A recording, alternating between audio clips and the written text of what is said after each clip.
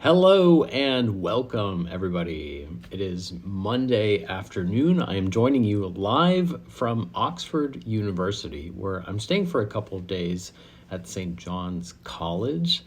And if you'd like to join me for this live stream lecture, I'm going to be hosting a 45-minute Intro to Philosophy and Theory lecture. If you're new to this series, this is a weekly Intro to Philosophy series that I've been hosting for almost 3 years now. And the basic goal is to make philosophy and theory accessible. The full backstory is that I used to work as an academic at the University of Oxford Brookes. And when the pandemic shut down our university, I started hosting live stream lectures that anybody could join for free. Back then it was a small group of people, just students I knew, but since then I've kept on going, and now it's this enormous community of like-minded thinkers and lifelong students, including yourself. So I'm so glad you're here. Welcome once again. I really hope that you'll join me. These lectures are open access, but I do want to give you a brief warning, which is that they tend to be a little bit technical. I like to think of them as graduate level lectures. So you're entirely welcome to join us and to dip in your toes, but please do keep in mind that there are literally more than 100 other lectures that you can find. So if some of the terms here are new for you, then you might want to enjoy some of the other lectures as well.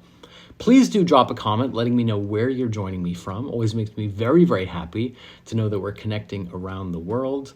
I'm currently in Oxford because my sister, I have a younger sister who reads classics at the University of Oxford, St. John's, and I'm currently staying here for a couple of nights. I see someone from Slovenia, Egypt. Hello, greetings to you.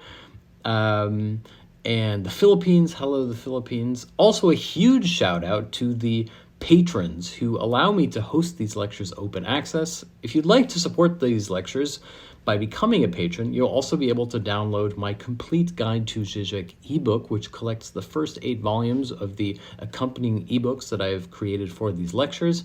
You can also download the audio file for each and every one of my lectures, and you can get edited transcripts. But most importantly, you'll be part of our community, which means you can access our Discord server, and I host a live Q&A for patrons on Discord after each and every lecture. So you're more than invited to join us, and thank you to our patrons who keep this project alive and well. I see Cambodia, London, I believe Italy or Ireland as well, Puerto Rico. That's incredible. Thank you so much. Okay, today we're going to be doing a one-off lecture in which I'll try to explain what I believe to be one of the most important concepts if you want to study philosophy and theory. And this is the concept, or the difference, if you will, between two concepts, also known as form and content. So in this 45-minute lecture, I'm going to try to give you a brief introduction to the difference between form and content, which I believe to be hugely important if you want to study philosophy or theory for that matter. But that means that if you're interested in art theory or film theory or literary theory, you will also find this to be hopefully very valuable. At least that's my goal. So that's what we're going to be doing for the next 45 minutes or so. And at the end of the lecture, I'll bring it back to Hegel, and we can talk about why the difference between content and form is so crucial to understanding Hegel and Hegel's well-known anti-formalism, which is his response to Kant. Okay, I think we should simply jump right in. I'm going to try to make it accessible, even if you've never heard of form and content before. So one of the easiest ways, I think, to talk about form and content, or form versus content, is not to make it too metaphysical, but simply to talk about something that everybody can relate to, which is art. Whenever you go to the museum and you see a painting in the museum, you already have a basic understanding of the difference between form and content. After all, you have the painting and that which the painting depicts, and then you have the manner in which the painting is presented to you.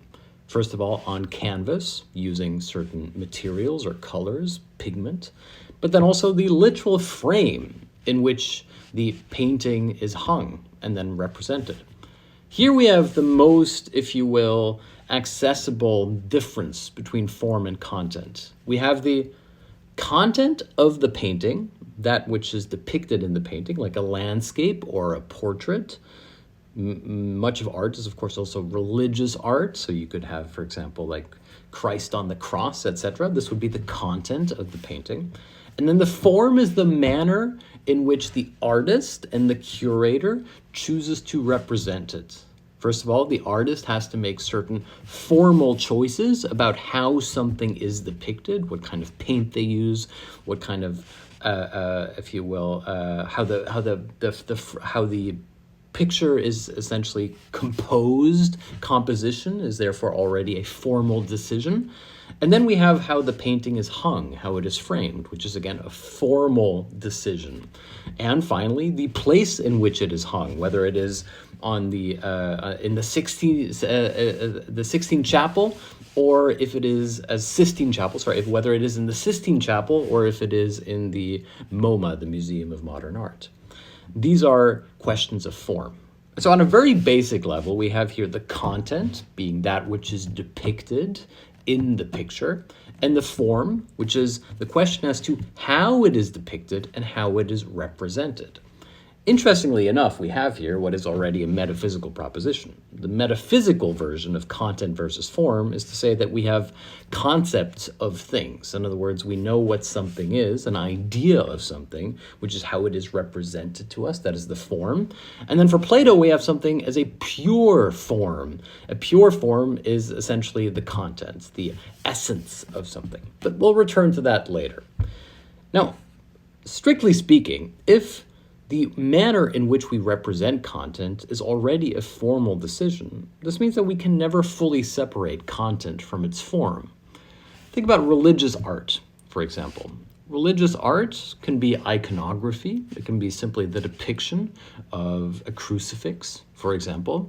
But as soon as we start making technical assumptions, or as soon as the painter starts making technical decisions, it becomes something else entirely. For example, some of the early gathering points for Christians would have the symbol of a fish. And the symbol of a fish would be a sign for the idea of Jesus, which meant that this was a gathering point for ancient Christians. And so already here we have within the symbol something that goes beyond the content, right? It's not merely a fish. It is a symbol of a gathering, often secret, of early Christians. In other words, the mere content, the representation of the idea of fish, has a secondary meaning. If you want to go all the way forward to the idea of to semiotics, we have here already the difference between the sign and the signifier. The sign is that of the fish. The signifier is that which it represents. In other words, the sign is the content of the depiction of fish, an aquatic creature, but the signifier is that which it is meant to represent, which is that of a gathering of Christians. Of course, the contemporary version of this you can find in bumper stickers. In the United States, people will put stickers on their cars that will represent a kind of in-group activity. Again, we have an interplay between form and content, or between a sign and a signifier. Now, this can also be simply in how you choose to depict something. Fredric Jameson, contemporary literary theorist, has a fascinating analysis of religious art where he talks about the fact that the transition in content from the iconography of Christ towards the composition of a theatrical piece, namely removing Christ's body from the cross, signals an important formal change, in fact, a formal challenge. An artist who depicts Christ on the cross is simply merely reproducing a symbol, a piece of iconography, religious art. And yet, as soon as you try to depict realistically the act of bringing Christ down from the cross, how his body has to be held up by people, how gravity fights against his corpse, how the cloth that lies draped across his body folds onto the ground, as soon as we start having these realistic depictions of the action of removing Christ from the cross and the dramatic mourning that takes place in so doing, we already have a change in content, which therefore begets a change in form, how something is represented. Now the artist has to have the skill to depict the realistic folds of the draping of the cloth over Jesus, etc. And so we have here a step away from traditional symbolic iconography towards a figurative proposition by which we have to have skill as an artist to represent light and texture and realistic depictions of emotions, etc. And so a certain complexity is added to the content, but this has to be accompanied by an advanced skill in terms of composition, in other words, in terms of the form. Now, if we make a massive leap from figurative art, so we have here essentially the transition from symbolic religious iconography towards figurative art, which leads to realist art. If we make a massive leap forward, we enter into modern art. And one of the key aspects or characteristics of modern art is that it essentially problematizes the relationship between form and content. For example, a key work of modern art or modernist art is Malevich's Black Square, which you may well have seen before. It's essentially a square, as the title suggests, which is entirely black. Now, part of Malevich's Black Square is that it essentially inverts or turns around the idea of form versus content. After all, the traditional idea of artistic form versus content is that you would have a blank slate, a canvas, upon which content is projected. You paint something onto the canvas. However, when you look at Malevich's Black Square, all you see is a blank slate, a dark black square. And so the question you would ask yourself looking at this painting is the black square a background or is it a foreground? In other words, is the black square part of its form, or is it the content which is being depicted? If you treat it as content, you have to ask yourself the following question: is this supposed to be the void? Is this supposed to be the abyss? What exactly is being represented here? Now, the simple answer is that what is being represented in Malevich's Black Square is precisely the indeterminability between form and content. Ironically, one of the responses that many people have to modern art is to therefore say that the artist is lacking in skill. After all, traditionally, for realist or figurative art, the artist would have to demonstrate his skill by means of having the realistic depiction of light, or like I said, or the folding of garments, or the emotions that are represented. Whereas if we have simply a black square, well, technically, from a skills standpoint, anybody could make it. Anybody could simply apply black paint onto a white canvas.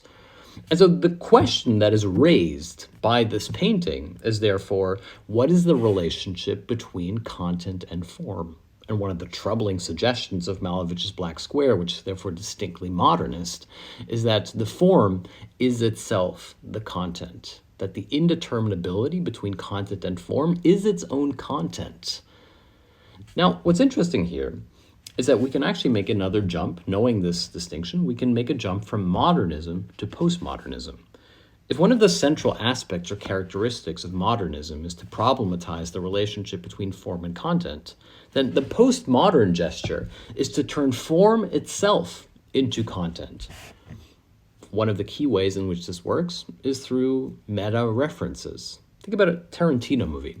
What makes a Tarantino movie distinctly postmodern is that Tarantino essentially fills his movies with Easter eggs and references to other movies. In fact, so much so that the very viewing process of a Tarantino movie and the success as to its enjoyment lies within the audience's ability to recognize said references.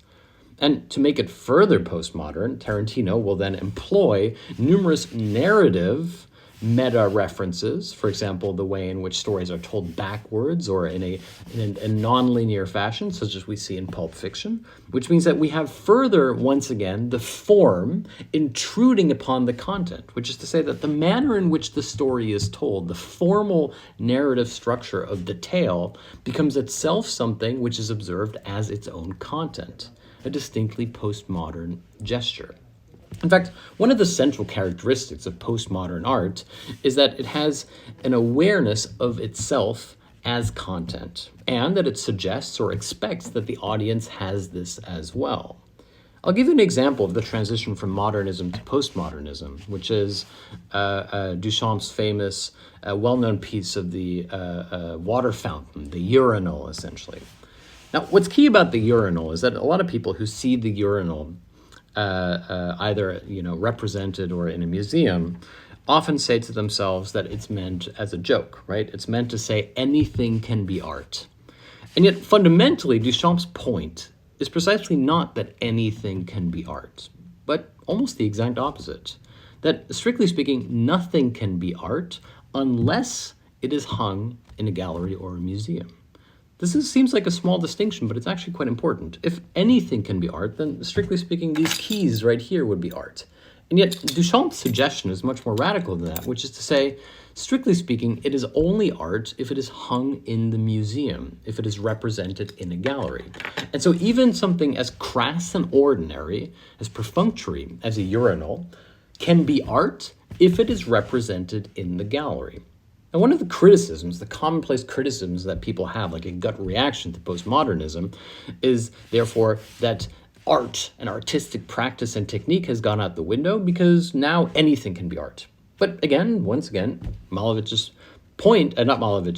point is precisely that, strictly speaking, nothing is art unless it is found in its proper form, which is therefore a critique of the entire idea of the representation of figurative art. If the gallery is that which lends something its artistic qualities, in other words, we only recognize it as art if it's in the gallery, then this means that, strictly speaking, there is a power in the idea of the gallery and how it represents art. In other words, there is a secret or hidden content or message within the form itself. The gallery represents itself as neutral, as a place where you enjoy art. And yet the manner in which the gallery chooses to represent what it considers to be art is itself a political gesture. In other words, there is content, there is meaning within the supposedly neutral form itself. This means that within the modernist gesture of Malevich's Black Square, the problematization of form versus content, we see a radicalization of this notion in the postmodern gesture, which is to say that the very neutral substance on which this painting hangs, this substance of the gallery, is itself something which has to be accounted for, which has to be taken into account as form, belying a secret content, the power of the gallery. Of course, today, in today's postmodern world, curators are perfectly aware of the fact that the gallery has meaning, that the gallery chooses to emphasize certain works of art, and that works of art from men tend to be represented much more, for example, than from female artists. That the very act of putting together a curated exhibit therefore has to take into account the meta question, hence the postmodern question: what does it mean to represent art in the first place? Now, on the one hand, this is important. It can also be a little bit tedious sometimes. On the extreme end of the spectrum, we can see, for example, how Wes Anderson, a couple of years ago, I think it was in Paris, put together an exhibit. He was essentially asked to curate a museum's collection. And Wes Anderson chose, you can find this online, he chose to create an exhibit in which everything was grouped together according to color.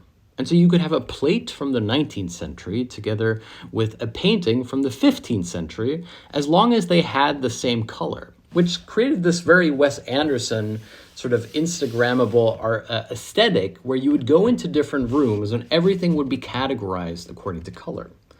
In other words, the taxonomy of meaning, to put it in pretentious terms, the taxonomy, in other words, the order or the list by which something is given meaning or represented together, is a formal decision which has its own content. In other words, there's content in the form. And strictly speaking, again, a postmodern gesture is to say that this is true for all representations, all lists. If you choose to make a list of the most important novels ever written, this means that you've already created some form of elemental decision-making process as to what constitutes an important work of literature. There is a difference between what people consider an important work of literature or a popular work of literature.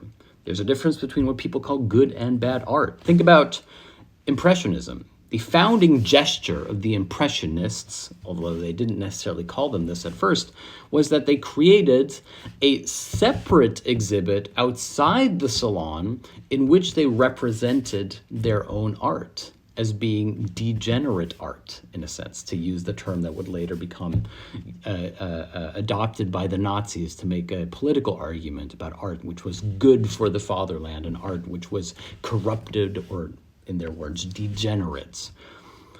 This means that the very process of categorizing artistic expression, be it cinema, be it literature, be it figurative art, necessarily within the very decision-making process by which it is represented already contains a hidden content. In other words, there is content in the form of the decision-making process. Ironically, though, we don't just have to look at art to see this. One of the things that I find deeply beautiful and quite moving about Christianity, for example, is that Christianity, in many ways, is a post or non-transcendental faith, which is to say that it actually does something very similar to what Hegel does. I'll get back to that later when it comes to the relationship between form and content. Let me give you an example. I was recently in church and there was a psalm that I really liked that was about the kingdom of heaven. And I don't remember which psalm it was, but the basic logic worked like this. The kingdom of heaven does not exist outside you. The kingdom of heaven does not exist in some kind of exterior plane, some place, some transcendental site. Instead, the kingdom of heaven is already within you.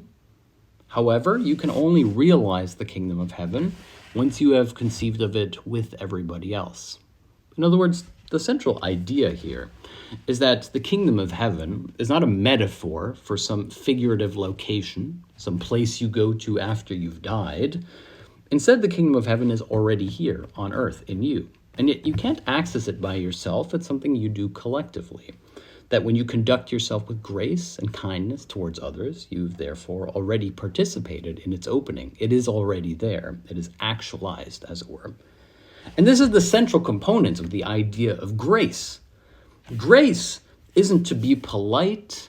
Grace isn't to do something for one that has content. It's not like I bought you a car. I've given you this thing that has its content. Therefore, I've conducted myself with grace. Instead, the whole point of grace and acting with grace is to say, I will be there for you even if I'm not doing anything. My mere presence is here. My attention is here. I can't fix something for you. I can't do something for you, but I will be available for you. In other words, grace is therefore something which is a purely formal gesture.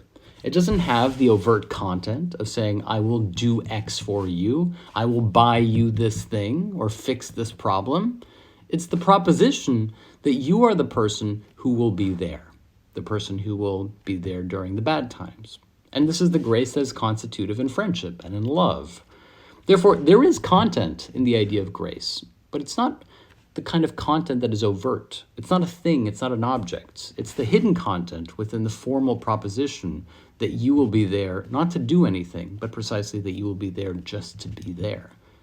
Therefore, grace is linked to the idea of the kingdom of heaven. The kingdom of heaven is not a place you go to or that you arrive at. It doesn't have any content in that sense. It exists purely in the form, in other words, in the structural relation by which you act with grace apropos others. And here again we have within Christianity what is therefore a post-metaphysical gesture. And this is a post-metaphysical gesture that takes place in the transition from the Old Testament to the New Testament. In the logic of the Old Testament, we still have the idea of the Heavenly Father who sends the 10 Commandments. In other words, these are the rules for life, essentially. And if you conduct yourself with virtue, you have conducted yourself according to the logic of the heavens. A logic which is therefore easily codified and gives you the structures as to how to lead your social, symbolic life. However, within the New Testament, all of this falls apart.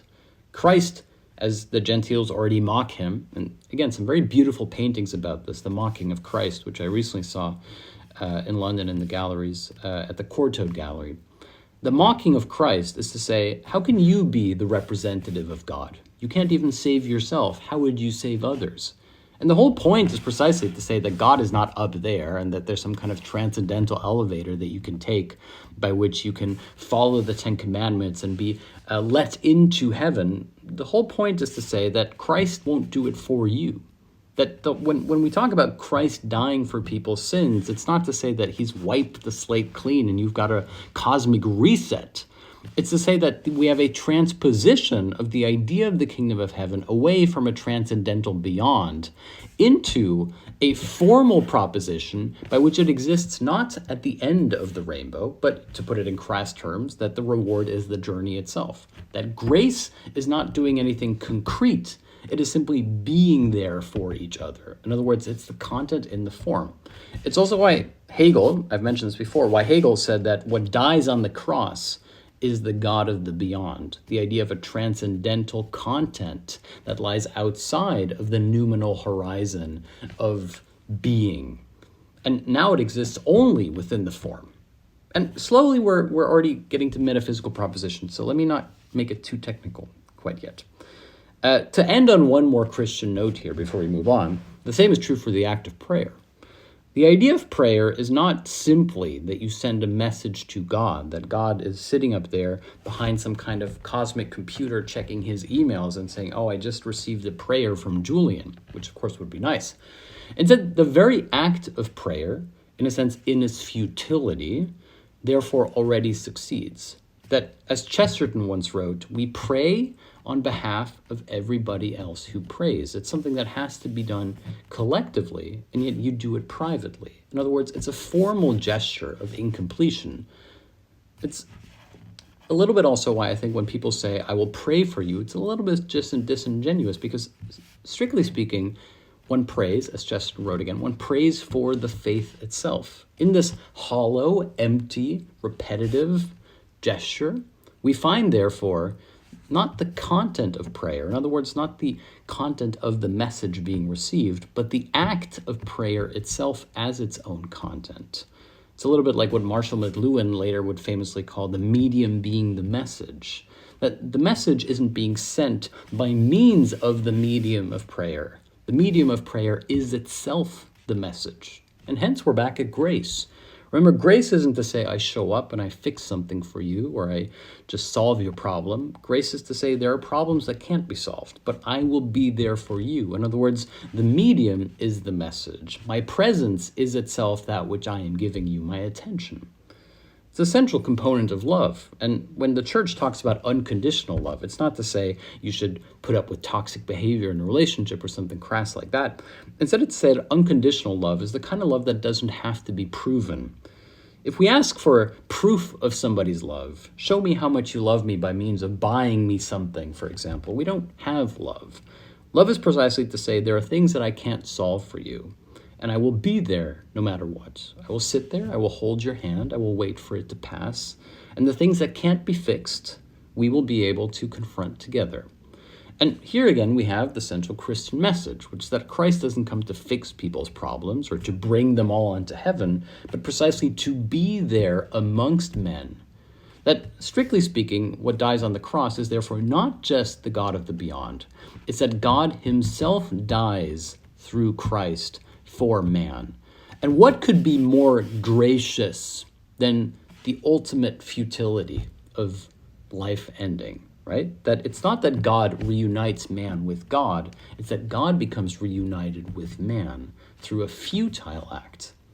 Hence, the resurrection within the idea of Christianity in the New Testament isn't the literal proposition by which Christ floats up into the heavens. After all, the proposition of a transcendental horizon of pure form, heavenly kingdom has been eradicated. It has been transposed back onto and into the form of the structural relations between man.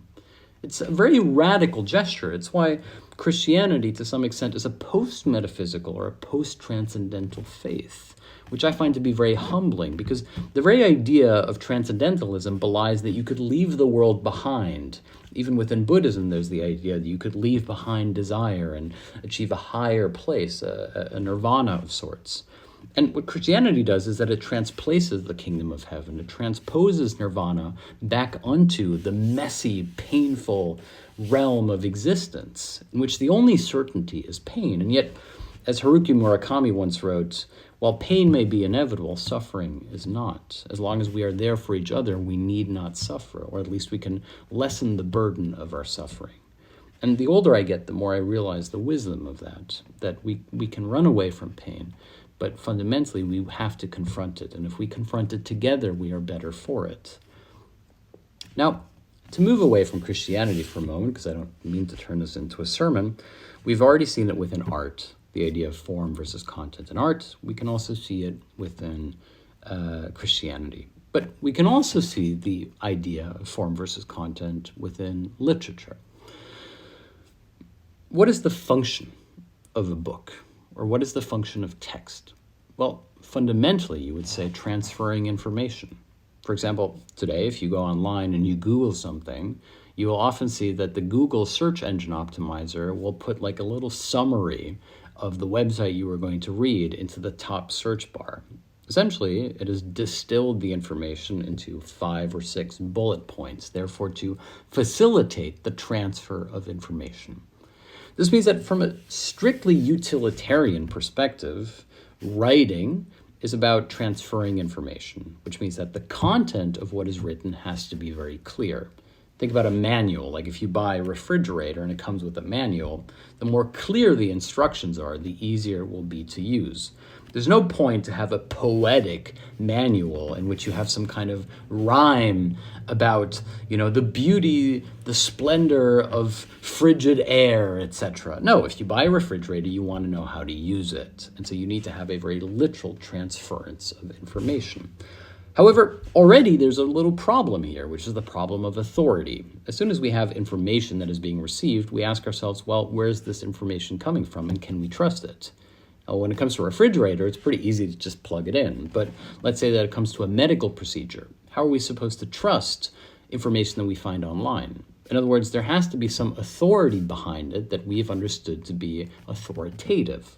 This can come through a doctor's website. It can come through the author being a certified physician or something.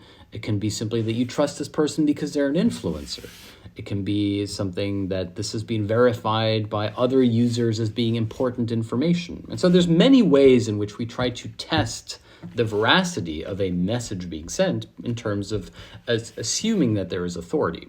Now, if we go back to the Old Testament, the same is true for the 10 Commandments. If somebody showed up and said, here are the 10 Commandments, how to live your life, your first question would be, well, why should I do this? What authority is this predicated upon? And of course, the ultimate authority for the Old Testament is this is the word and the will of God, etc.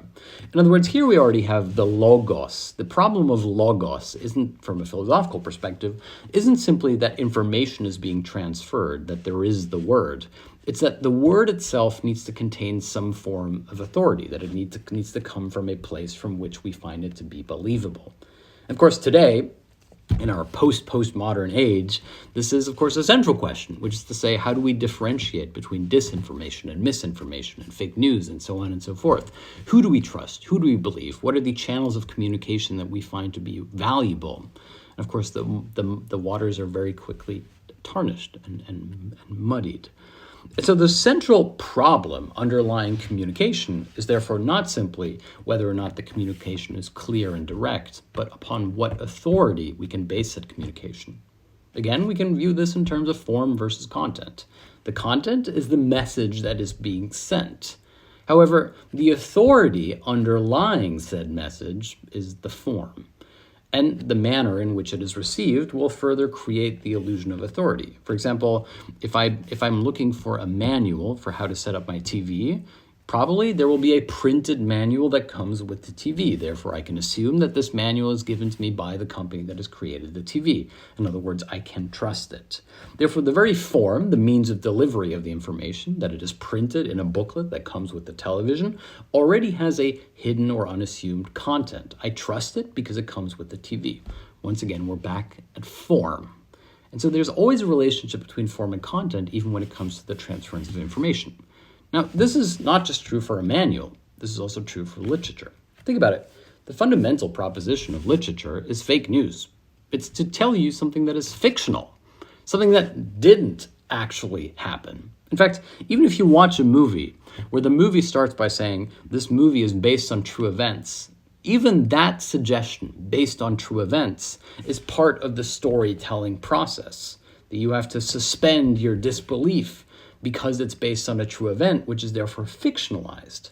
In fact, as any contemporary literature student will tell you, or history student for that matter, the very way in which we tell a story will frame it differently. History is not only written by the victors, but the books we choose to read and that we choose to find important say something about ourselves and who we would like to be. I just came back from Stratford-on-Avon, where I saw Macbeth. And here we have the same thing, right? Shakespeare is, of course, an icon. But he's also an icon because his works continue to be taught in schools across the world. And students are brought to the Royal Shakespeare Company to view his plays. In other words, we have an active tradition of dramaturgy and of theater, which is being passed on as a key component of Anglophone culture. In other words, we're taught the tools by which to appreciate Shakespeare's value and worth. And yet, fundamentally, it could have been somebody else. I mean, some people might argue no one is like Shakespeare, but for example, as a student, you will also go to a play by Marlowe, and yet many people will have seen Shakespeare, but not Marlowe. Now, to a certain extent, you could say that Marlowe is a lesser playwright than Shakespeare. However, strictly speaking, Shakespeare also becomes Shakespeare because of the way in which he is canonized, the way in which he is taught today and recognized.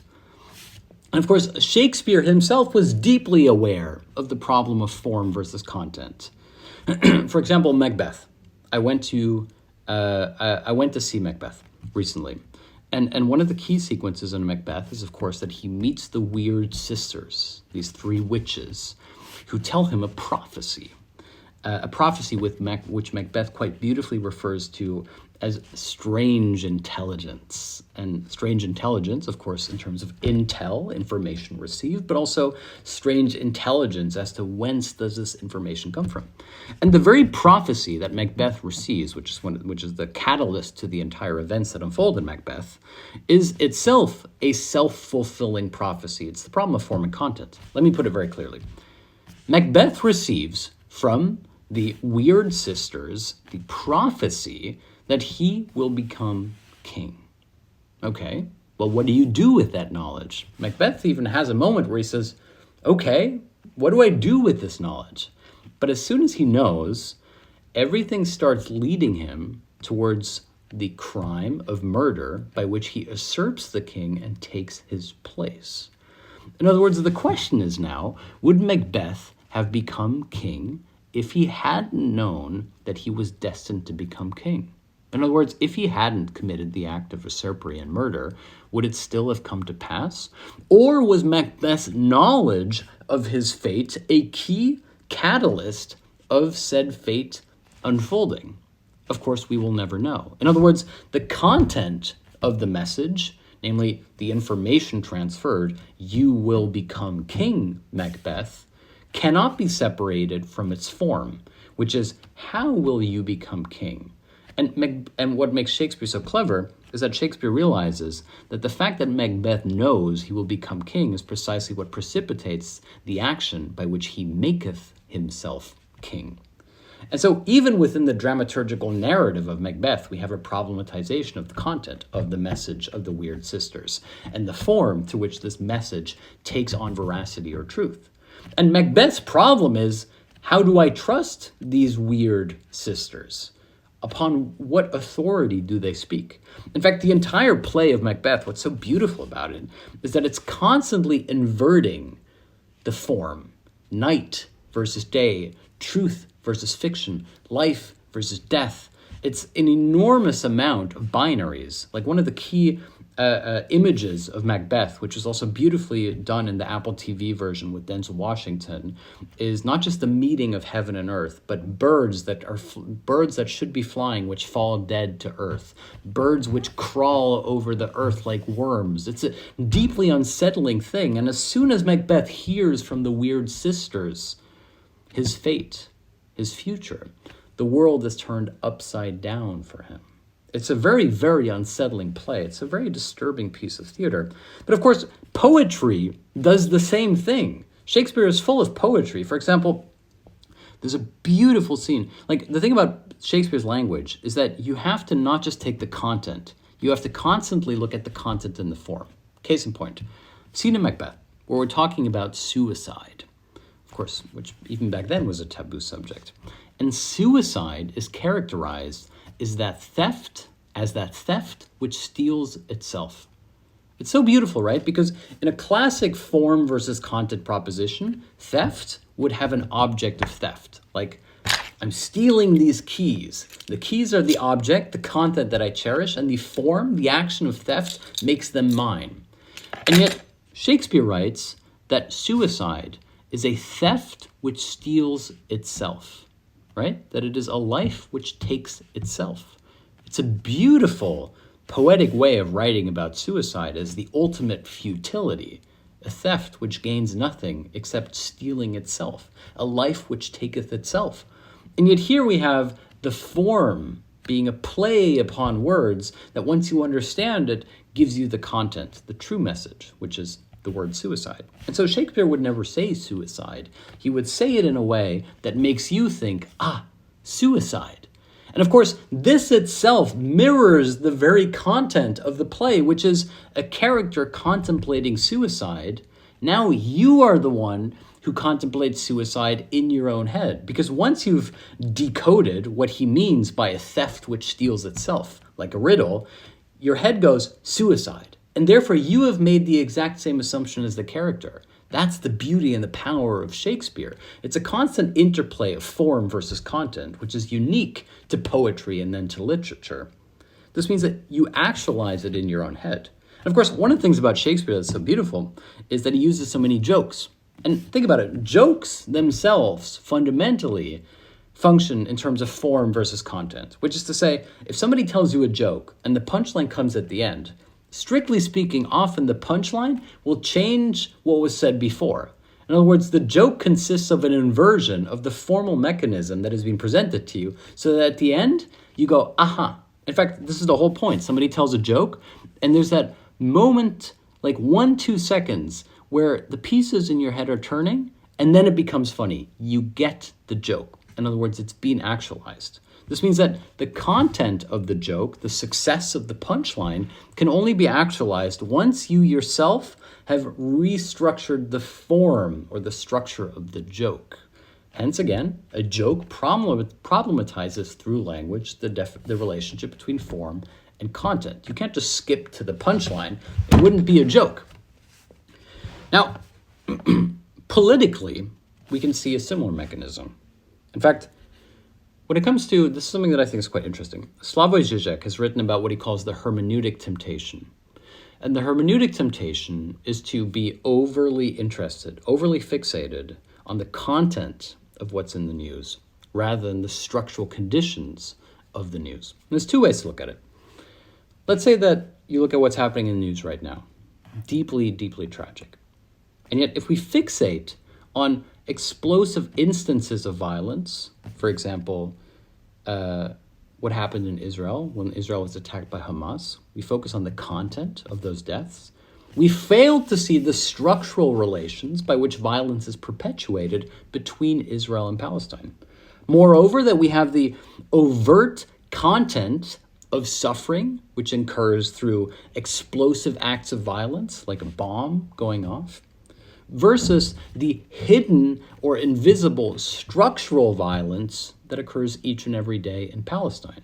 There is therefore a difference between the overt content of violence when a bomb explodes in Israel versus the structural violence of water being shut off to Gaza, which also causes pain and suffering.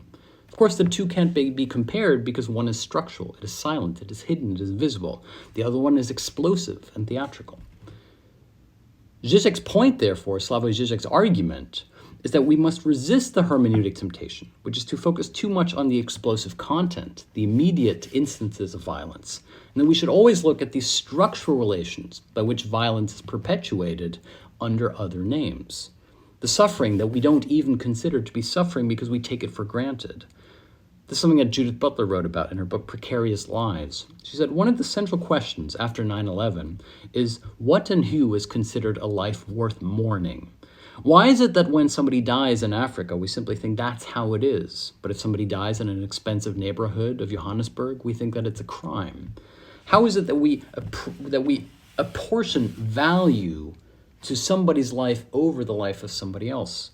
Why is it that we mourn for one person and not for somebody else? That therefore the manner in which we apportion outrage and grief is itself a form which contains its own hidden content, its own ideology. And fundamentally, therefore, the critique of ideology, as I've said before, is to always insist that there is a hidden content in the form itself. Think, for example, about the Black Lives Matter movement. One of the responses to Black Lives Matter was to say, we will eliminate violent police from our police forces, that we have some bad apples, and that if we eliminate them, we can go back to a peaceful status quo. The argument that BLM made, however, was that it wasn't about overt instances of racism, the content of racism. The argument instead was that it was about structural racism. In other words, the status quo was necessitated and sustained by invisible, or relatively invisible, at least to those who weren't a victim of it, instances of racial tension. In other words, that the very systems upon which the racial tension was predicated already had racial inequalities embedded into them. For example, when it came to the way in which Black people were profiled, the prejudice against them when it came to loan applications, etc., how difficult it is for a Black person or an African American in the United States to acquire a home in a white neighborhood, etc. That there are many instances of racial violence that are therefore not overtly violent, as in somebody dying, but that they nevertheless perpetuate a system of structural inequity by which such extensive outbursts of violence will continue to occur. That therefore you can't simply get rid of the explosive instances of violence without addressing the structural inequity of sustained prejudice against African Americans along racial lines in the United States. This is a much more radical argument, of course. Anytime we make an argument that focuses on form instead of on content, or to be precise, on the hidden content in the form, or to be even more precise, on the hidden content obscured within the hidden form, namely the fact that we say that there is no racism or that there is no structural problem, is itself therefore a key part of the political fight. Hence why the insistence on being colorblind is precisely a form of racism, because it allows the invisible structural inequities that are underneath that supposed assimilation between races to continue and perpetuate. This is also why Marx, to go back to Marx argued that when it came to workers' rights, the point wasn't for workers to be better remunerated within the given system. After all, this would allow the workers more of the content of privilege, more leisure time, more buying power, the ability to purchase commodities. And yet, fundamentally, this wouldn't in any way address the structural inequality necessitated by capitalism itself. In other words, that the exploitation of the working class was a key component of capitalism, that there could be no capitalism without this inequity. And of course, one of the ways in which capitalism tries to divert or attract attention away from this is to say that it is up to you, that you have to pull yourself up by your own bootstraps. And a key component, therefore, of capitalism is what is known as bourgeois ideology. Bourgeois ideology is the entire system of thought, the moralization that goes on to praise the idea of individual enrichment and hard work and punctuality. For example, a key component of bourgeois ideology is this idea that you should be the first person at the office and the last one to leave. This is, of course, nothing about how you should actually conduct yourself. It's simply a moral maxim as to how you might conduct yourself so as to be considered a good worker and therefore deserving of better remuneration. The Marxist argument, therefore, is to say that instead of focusing on these individual ways of moralizing your own individual behavior within the system of capitalism, in other words, to treat it as a rat race, one has to focus not on the collective organization, which is the kind of right-wing obsession that collectivism is bad, but on the structural manner in which this very narrative or myth of individual enrichment is constitutive to the ongoing exploitation necessitated by the capitalist economy. Therefore, one can point towards certain people who enrich themselves as success stories, and yet, strictly speaking, as long as a small number of people enrich themselves, a large number of people have to be exploited. Therefore, the Marxist critique, the critique of ideology, is simply to say, what system of ideas or norms or values or, commandments have to be handed down in order for this structure, this system, to be accepted as legitimate? And now we're back at the problem of authority, which is to say, why is it that we accept these things as being true? And what's interesting is that the economic argument for Marx, namely the idea of the self-regulating economy, the idea of the sort of hand of God that regulates the market, is therefore an ideological play about the necessity that the market therefore corresponds to the highest in human virtue and human activity. Hence, for example, when Max Weber writes that capitalism is essentially a cult, or when he famously writes about the spirit of the Protestant ethic being the spirit of capital, he's essentially saying that the facilitating ideology, the system of norms and values that allows capitalism to function in this state, is therefore, strictly speaking, a Protestant one. It is one of individual ethic and pursuit. But now we're actually back at Macbeth, because what is the Protestant argument? The Protestant argument is that we have essentially predestination, that you are one of the chosen ones. But how do you know that you're one of the chosen ones? Well, only if you act in accordance with your fate. In other words, if I am chosen to be successful, then I have to act as if I already were, thereby actualizing my fate. Which is, again, the problem of Macbeth. Macbeth knows that he will be king, but how does he actually become king if he doesn't act towards becoming king? And now you can see how the entire contemporary ideology of manifesting simply repeats the central dilemma of Macbeth. If you manifest your life, your success, does that mean that you are destined to be successful? Or does it mean that you start enacting and creating the very conditions by which you therefore become successful? It's a circle that closes in around you. Here again, we have content and form. The structure by which something happens or is represented, the way in which you get there, and the content of the thing itself. Of course, if we look at another post-metaphysical thinker, Lacan is talking about form and content as well. I mean, everyone is to a certain extent within more contemporary literature, like Oscar Wilde. Before we get to Lacan, let's start with a Wildean maxim that is essentially Lacanian. Wilde says there are only two tragedies in life. Either you don't get what you want, or you get exactly what you want, right? There's two tragedies. Either you don't have what you want, so you're unhappy, or you get what you want, and you're still unhappy. The proposition is essentially Lacanian, which is to say that you don't want the object of desire. What you want is to keep on desiring. Therefore, the fastest way to become unhappy is to get the thing you thought you wanted. Because strictly speaking, what is the content of desire? It's not the thing, it's not the object, it's not, a fancy car or something. Instead, the object of desire is overdetermined by the idea that you cannot have it. It becomes desirable because it is prohibited. You're not allowed to have this. Oh, therefore I want it. I don't think I can have this. Therefore I want it. However, at the exact point that you have achieved it, you have the object, the content of that which you think you wanted, it is strictly speaking no longer unreachable because you have reached it, and therefore the thing that made it desirable has disappeared as well. It's like Kafka, who said that the problem with him for love was that he put people on a pedestal so high that he thought he could never reach it. Well, then if he does reach it, then suddenly the thing that made them desirable, the pedestal, is no longer there. Thus, they need something else. The grass is always greener.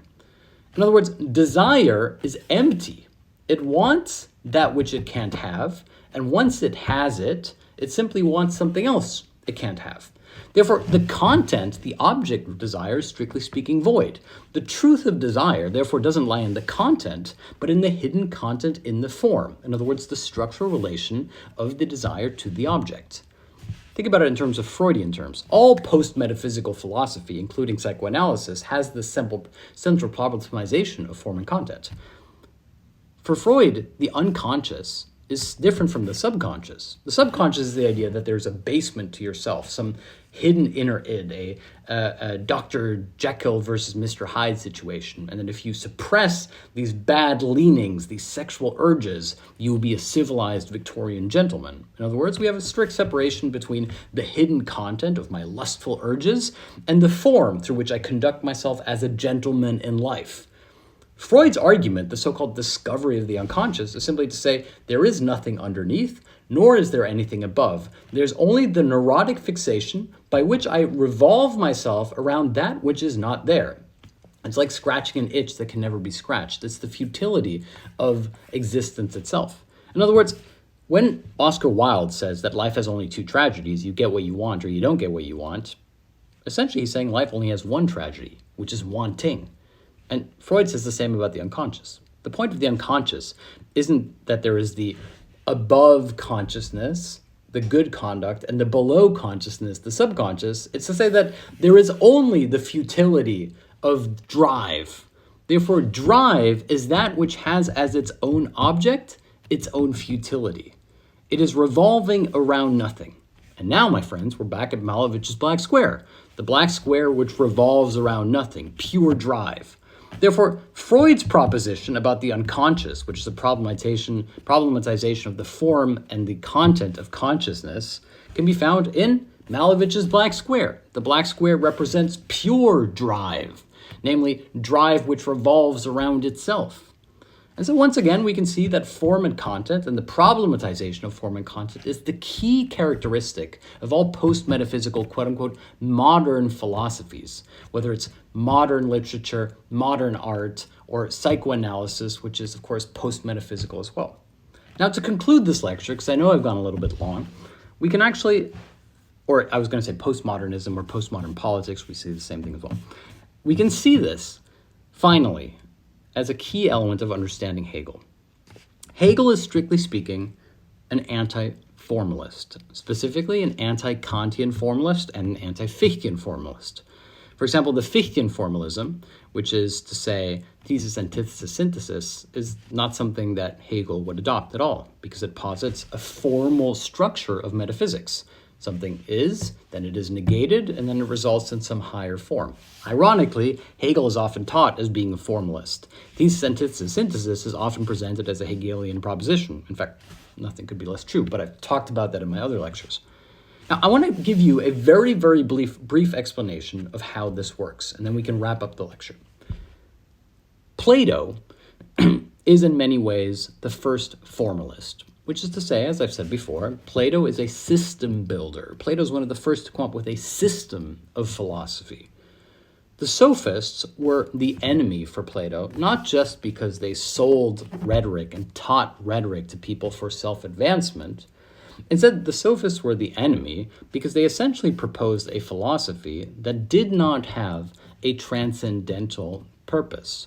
The point wasn't to reach a higher state of being, some form of wisdom or whatever. The point was to act in the world and to be successful in the world. Even from a metaphysical proposition, as I said before, the sophists believed that if you said the word carriage, a carriage would literally appear in your mouth. It's a kind of sophistic manifesting from thousands of years ago to say that if you think it and you speak it, it becomes true. Plato didn't like this at all. And so, Plato being a disciple of Socrates didn't like this at all. And so Plato's one of the first system builders. And Plato's system is a formal proposition about the relationship between what he calls pure form and appearances, or objects.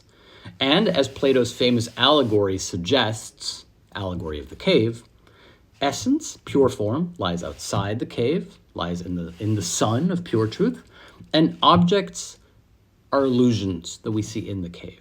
Illusions because the back that we sit with the fire that we sit to we sit with our backs to the fire, and the shadows projected onto the wall are the spectral apparitions of our own desire, our own fantasies, illusions, deception. In other words, he essentially posits that all perception equals deception. What we see is not true. There is a pure form which exists outside representation, In other words, for Plato, all representation is false. Plato's famous invectives against poets has nothing to do with the idea, or very little to do with the idea that he doesn't like poetry, and more to do with the idea that he doesn't like what would later happen in Shakespeare. He doesn't like that something has to be figurated or represented, because for Plato, this is diluting the essence or the pure form. And so for Plato, pure form is cast as opposed to impure forms. And everything that relies upon representation or depiction, everything we see or think or understand, is impure compared to the pure form, which is inaccessible to us, at least unless we fight our way out of the cave or are dragged out and then help fight with others. This metaphysical binary between pure form and impure form, between substance and subject, continues up until Kant. I mean, for some people, it continues today as well. But Kant is the first one to really problematize this notion. Kant's critique of pure reason is a critique of Plato's system of philosophy, of his metaphysics. However, Kant upholds the idea of things in themselves, which means Kant upholds the idea of a pure form that is inaccessible, that lies beyond the horizon of human cognition. Hegel is the first real post-metaphysical thinker. You could argue that Fichte is as well, but that's for another time. Hegel is the first one who creates a system against Plato's system, a system of anti-formalism. And Hegel's system of anti-formalism is called the dialectic.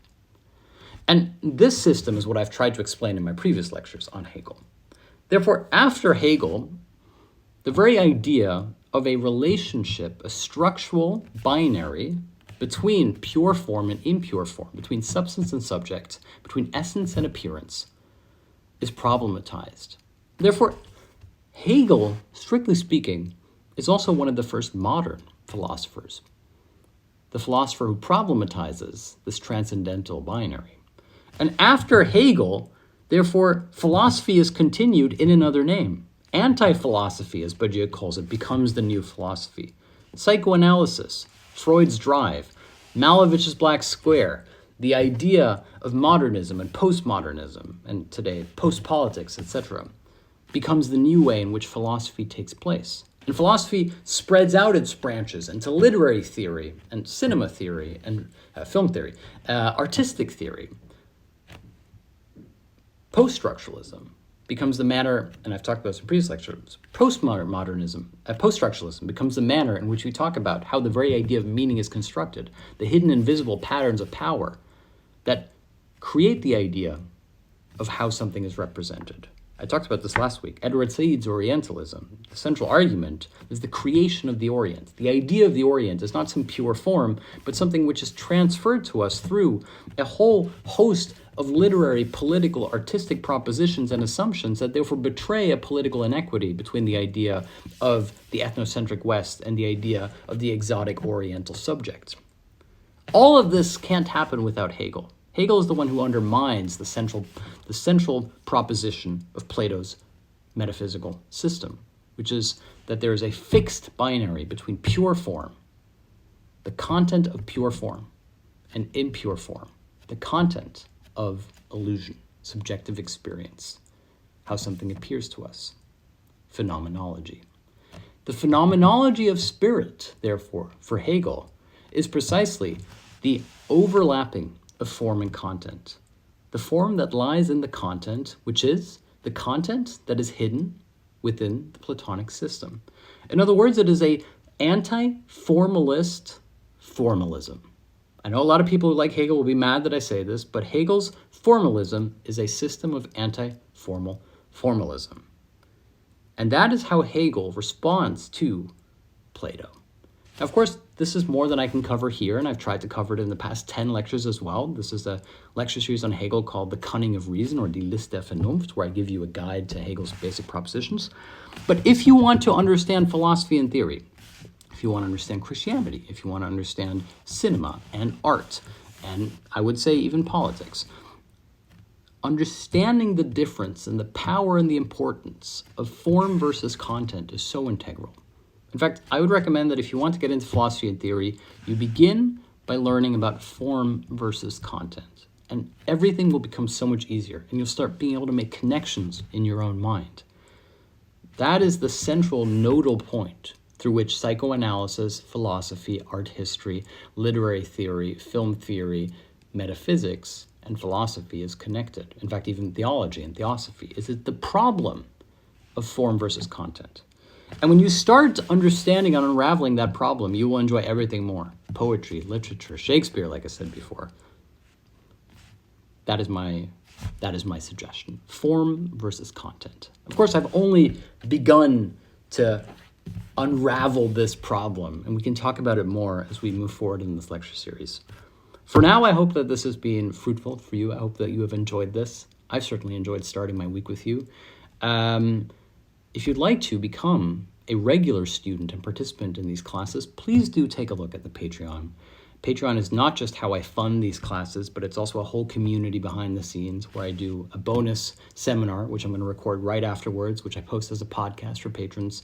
You can find edited transcripts for every lecture, more than 100 by now, more than 150 by now, audio downloads for every lecture I've ever recorded, and perhaps most importantly, the ebooks that accompany these lectures, including the complete guide to Zizek, which collects the first 8 volumes of these lecture series. All that and more you can find on Patreon by going to www.patreon.com/JulianPhilosophy. And for all of those of you who have joined today for free, thank you so much for spending your time and your attention with me. And I really do hope that you will enjoy reading and studying independently this week as well. So if you'd like to join me behind the scenes, go to www.patreon.com/JulianPhilosophy. And I will see you next week. Bye, guys. Oh, this lecture went long. Oh my goodness, 66 minutes. It's what I do when I'm in a relaxed environment like Oxford. I love being in Oxford. It's very, very nice. I used to teach at Oxford Brookes University, so I used to be here a lot, and it's really wonderful to be back. In fact, for those of you still watching, I can give you a little sneak peek of the college. St. John's College, looking very beautiful. Thank you guys for watching. See you next week.